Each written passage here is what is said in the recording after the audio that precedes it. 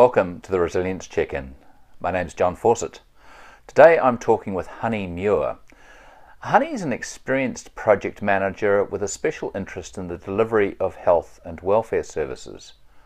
Honey also has specialist experience in working with international refugees, and she worked for a time with the Settlement Services International program in New South Wales and Australia. It's a great pleasure to be able to talk with Honey today. Honey, thanks very much for joining us today, and it's really good to see you. You've had such an interesting career so far, and I know there's stacks of years to go ahead, but tell me, what do you find interesting about resilience? Well, I did a little bit of thinking, and I guess kind of what I thought was I think about resilience in sort of two different ways. So one being that resilience is like fluid and people are kind of like a sponge. And so, you can absorb things and you can roll with things and you learn from experiences, but there's a point where the sponge can't take any more water, can't take any more fluid. And I think of resilience like that in one way. And I guess in the other way, I think of it as sort of situational and context. So people who could be incredibly, incredibly resilient and have shown you that many, many times in different situations. One simple little thing where you expect them to be fine and to roll with it, and they completely lose it. Yeah. So I think of it like fluid, but also sort of situational.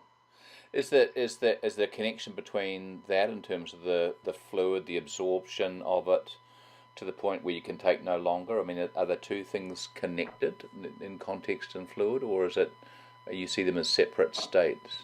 Well, it could be either. I mean, I think that's the beauty and the interest of it. You can't ever be the same thing at all times. Everyone's got their breaking point. Yeah. And also everyone has things that they learn from differently. Yeah. And I guess, it could be both or it could be different.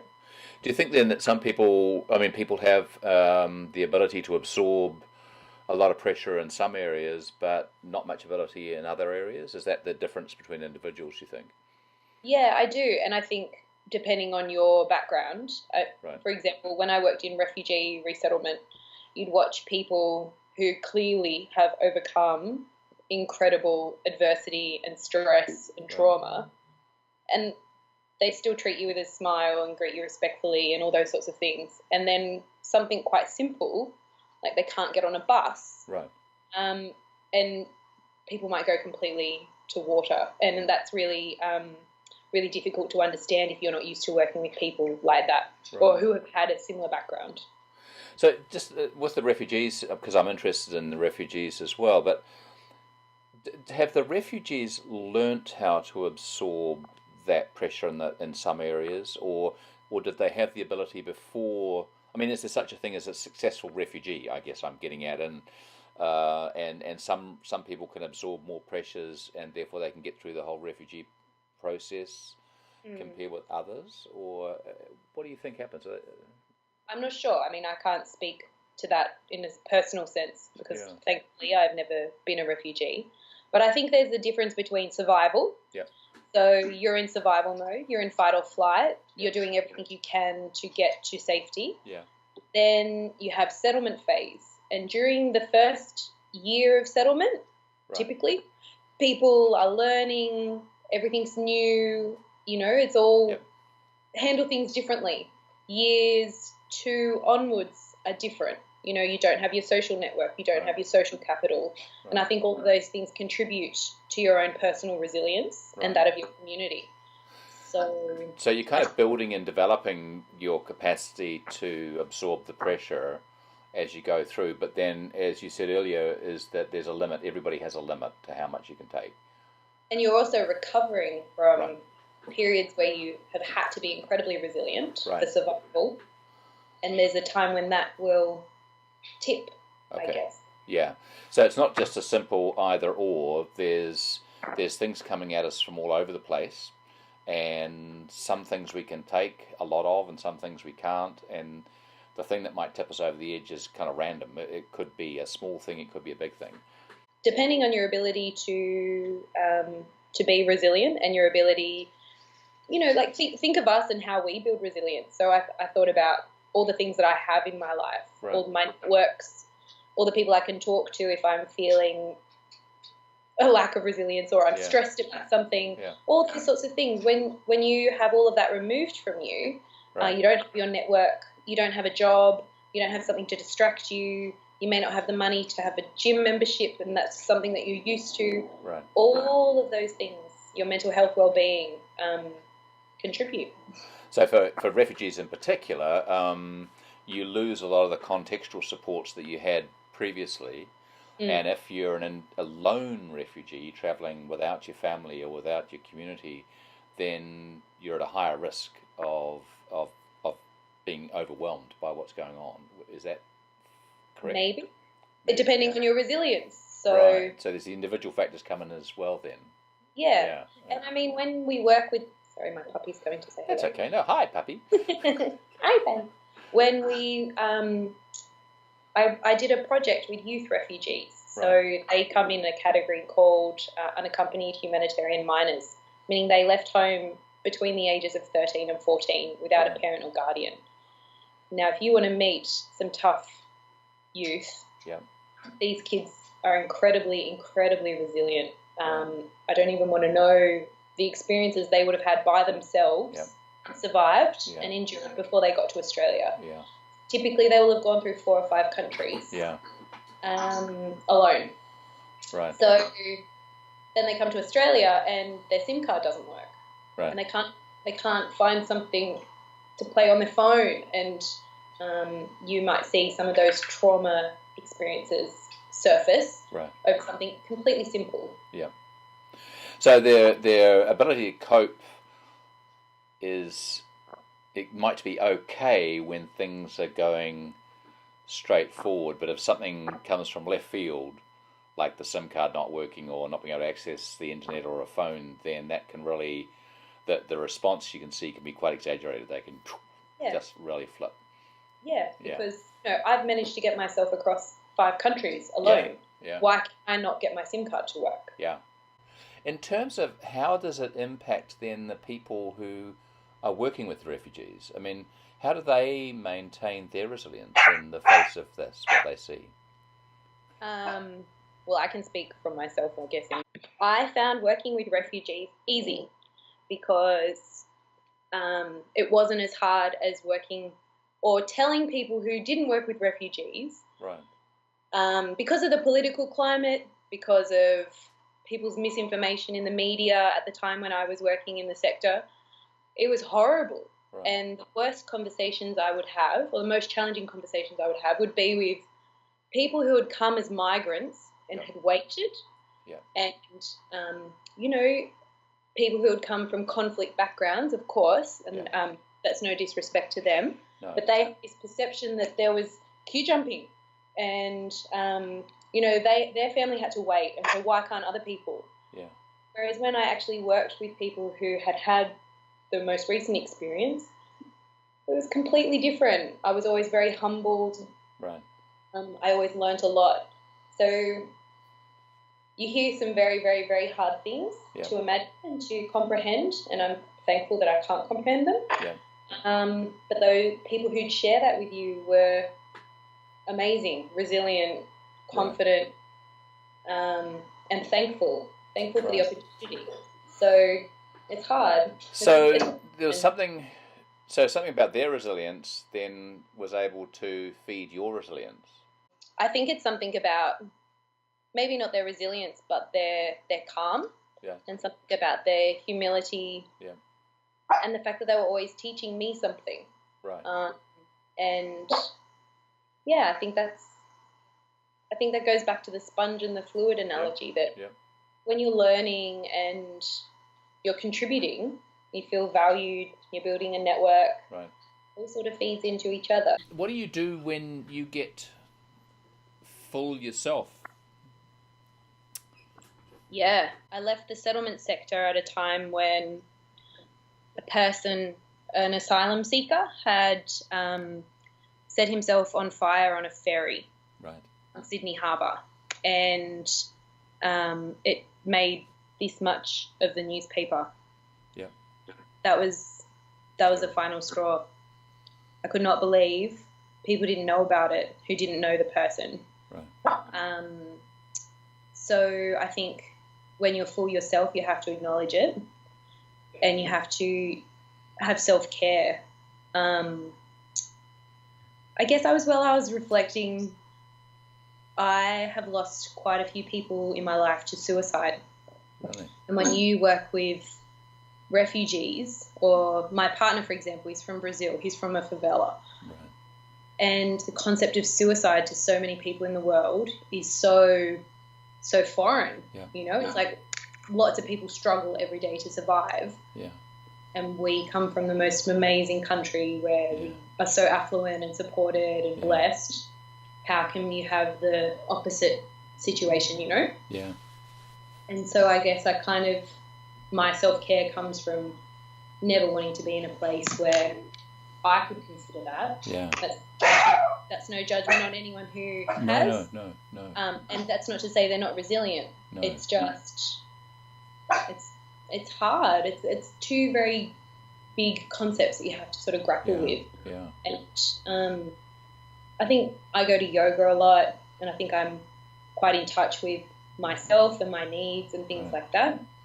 And when we worked in settlement, we often had debriefs. You know, there's care practices that you learn as you go through. Yeah. And I think they're very, very important to maintain your resilience and your well-being.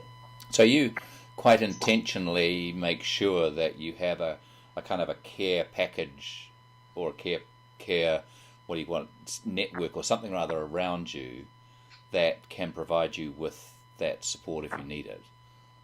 I think just having strong relationships, you know, people that you trust, maybe 2 or 3 people, but you've always got to have someone you can talk to. Yeah.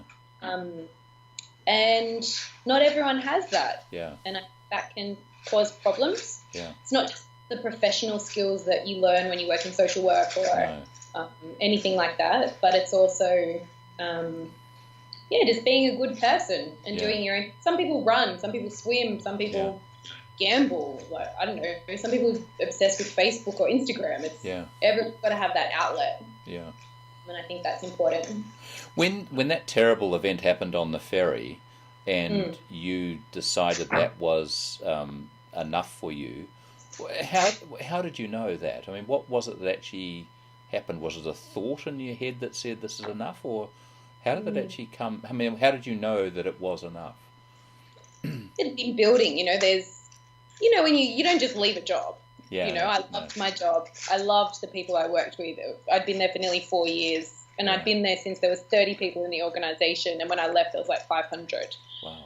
So I'd seen a lot of growth, a lot of change, but there's triggers along the way, isn't there? So it was, the conversations were getting worse, the media was getting more negative, the government had changed, policies were tighter and tighter and tighter, and people just were losing that care for each other. Yeah.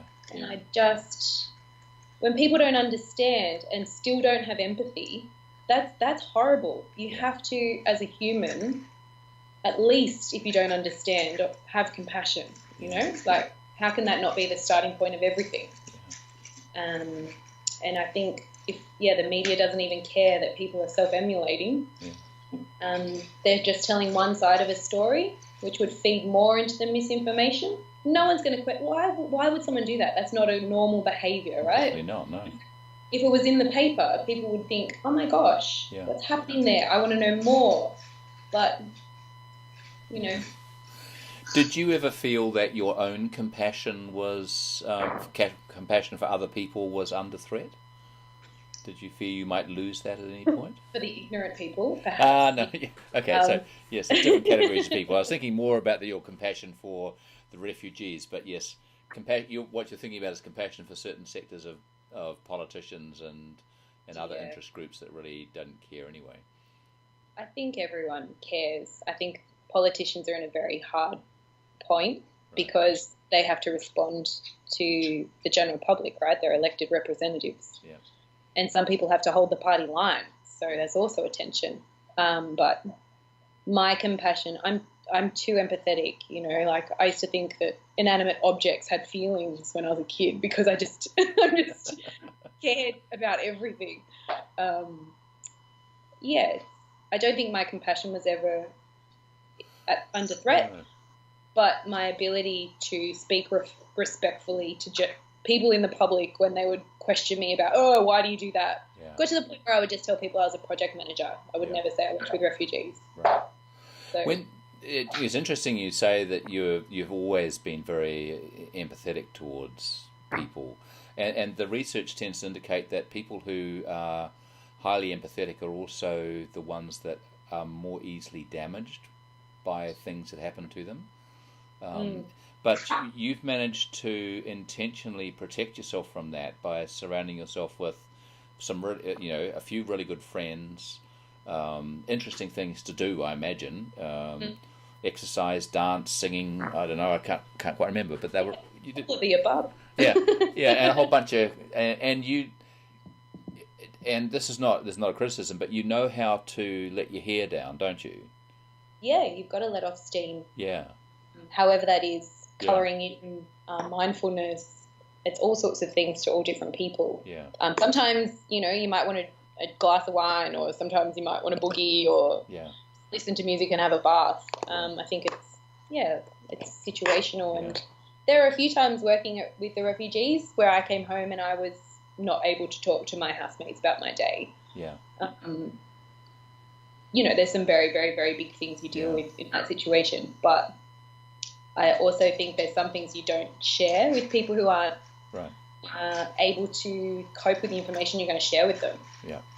So what you're saying is there are some stories that shouldn't be told because some of the people that you would tell those stories to just couldn't handle it themselves. And so a caring thing to do is actually not to give them that. Yeah, I think there's a time and a place for everything. Yeah. And there's an audience. Yeah.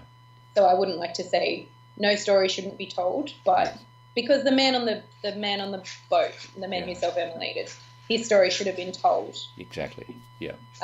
But debriefing about something that happened at work with people who aren't trained to deal with it, when you're highly emotional and you're literally just come home from work and it's still in your mind and you haven't processed it yourself, if you just verbal diarrhea on your unsuspecting housemates, it's like, whoa, I can't, your day, no.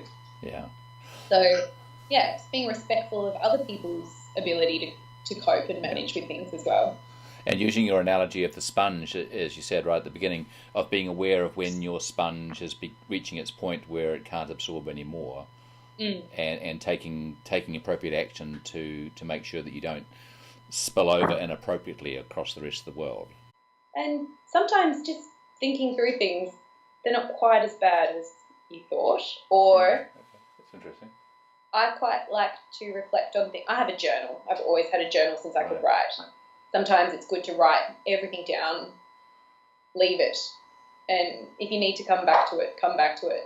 But take from it the lessons, Yeah. I guess what I'm learning now is I've always had a way of getting it out. Yeah. Whatever's bothering me, whether it's through yoga or dance or writing, that I have to get out what's happened and make sense of it some way. There might be a principle in that, I think, from the research and the other experiences is that somehow getting something out is a component of resilience and coping. And every person and every community has their own way of doing it. But it doesn't seem, I haven't found anywhere so far that holding everything inside is actually a healthy thing to do in the end. It doesn't seem to be possible. Somewhere, something has to go out somewhere. And perhaps that's the overflowing. Yeah. A lack of absorption. Yeah, and there's good coping and there's bad coping, and I would imagine that good coping is kind of doing some of the things that you've described, is of making sure that there are people that you can share some stories with. There's activities that you can really kind of just enjoy for the sake of enjoying it. And there's an opportunity for quiet reflection for yourself as well. And then other people will have other kinds of activities. But having a kind of like a portfolio of things that you can do that can help ease some of that pressure sounds like a really good kind of approach to resilience, all told. Yeah, I think it's healthy. You know, Yeah. we're not robots. We do No. like different. Well, I speak for myself. We like different things at different times. Yeah, I mean, swimming a couple of Ks in the pool is incredibly relaxing to me because you just got your line. Yeah. You know, you just can debrief about my day, come home, and I don't have to debrief with someone else. What you have done, though, one of the interesting thing is you've got a puppy. Yes. And I mean, in a sense, my package. caring for something else is a component, isn't it? I think it's the best, and I think because you're focused on the needs or the concerns or the interests of something else, whether it's an animal or a person. But in this case, you've got this new. How old is the puppy? Panda is nearly 5 months, and she's a cheeky monkey. And still, so how long does puppiness last for Panda's breed? 9 months. So she's only halfway through her puppiness. There you go. Yeah. I don't have enough slippers to go. But isn't there something true about the fact is that you can't possibly wallow in your own concerns if you have to focus on what Panda is doing kind of when you get home. You've got to. Yeah. And also, you have to go outside. You have to get in fresh air. I have to take her for a walk. Yeah. She has to have play, which makes me have play. Yeah. And the absolute happiness and joy that you feel with this, this puppy is honestly delighted to see you when you get home. Yeah. And it doesn't matter that you've left her in the house all day alone. Like I feel terrible about that. Yeah. But she just wants to play as soon as she sees you. Not like a cat, like cats No, cats run their own worlds, but a puppy is going to be totally in love with you. Regardless, exactly. What I do for her. Yeah. Of course, that's ideally, but and I guess the other thing about caring for other people, I guess something else that's always sort of shaped my thinking, apart from kind of Catholic guilt in my upbringing, it's sort of writers like Aung San Suu Kyi who what's her line? It's something around use the freedom you have to advocate for those who don't. Yeah. And it's just that whole thing about gratitude and understanding that things I take for granted, other people would be desperate to have. And I think, apart from being incredibly empathetic, I think that sort of feeds into it. Those sorts of people who would die literally to have the opportunities we have. So it's kind of like an ethical or a moral, not an obligation, but it's kind of like an opportunity for you to give something back because where you are in your particular circumstance. So it's the right thing to do. You also sound like you're a person who has quite a lot of hope in people or in the future or something. Is that a fair comment? You're optimistic? I'm desperately optimistic. I'm very hopeful. But at the same time, I think I'm quite fatalistic, I've been told, in the sense that I understand that there's always someone way worse off than me. And how bad my day is pales in comparison to most. Yeah. So I don't know if that's half full, half empty. But for me, I always try and see the good in everything, because I think if you can't find some lesson, then you're not in a good way. And, that's important. Yeah, well, the research literature seems to really strongly indicate that optimistic people have stronger resilience and coping abilities. Anything else that you wanted to say about resilience that I haven't given the opportunity to? You don't have to, but if there was anything else you wanted to say, we can include that now. I guess it's just, thinking about it as context-specific, situational, and that people have an ability to absorb and cope with incredible amounts. Right. But you can't constantly go it that way. You can't just constantly cope with everything all the time. Yep. There has to be a point where you take a break, where you look after yourself. Or something or something else might break. Yeah. Thank you very much, honey. I really appreciate that. It's awesome. Really cool. Thanks for the opportunity. It's a good chat. You're very welcome. Do it again sometime. Speak soon. All right.